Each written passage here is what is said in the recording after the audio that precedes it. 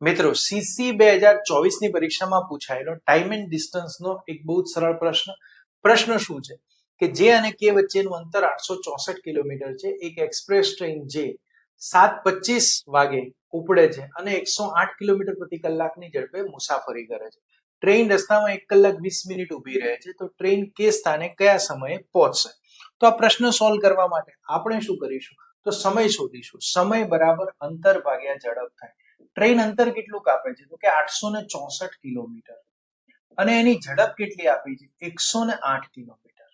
તો 108 વડે 864 ને ભાગીએ તો 800 અને 64 8 કલાક થાય. તો ટ્રેન 8 કલાક મુસાફરી કરે તો 7:25 ની અંદર હું 8 કલાક ઉમેરી દઉં તો 8 ને 7 15 15:25 થાય.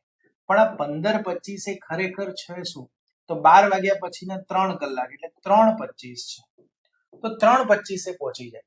પણ આપણને એવું પણ કહ્યું છે કે ટ્રેન રસ્તામાં 1 કલાક 20 મિનિટ ઊભી રહે છે, તો આપણે આ 1 કલાક ને 20 મિનિટ ઉમેરવા પડશે. તમે આની અંદર 1 કલાક 20 મિનિટ ઉમેરો એટલે તમારો જવાબ આવશે 4:45. તો ટ્રેન 4:45 પહોંચી જશે, જે ઓપ્શન ડી ની અંદર આપેલું છે.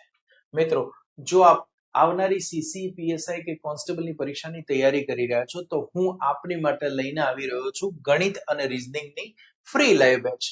તો તમારે કોઈ કોર્સ જોઈન કરવાની જરૂર નથી. તમે યુટ્યુબની અંદર આ બધા જ ગણિત રીઝનિંગના ચેપ્ટર બહુ જ સરળતાથી કરી શકશો.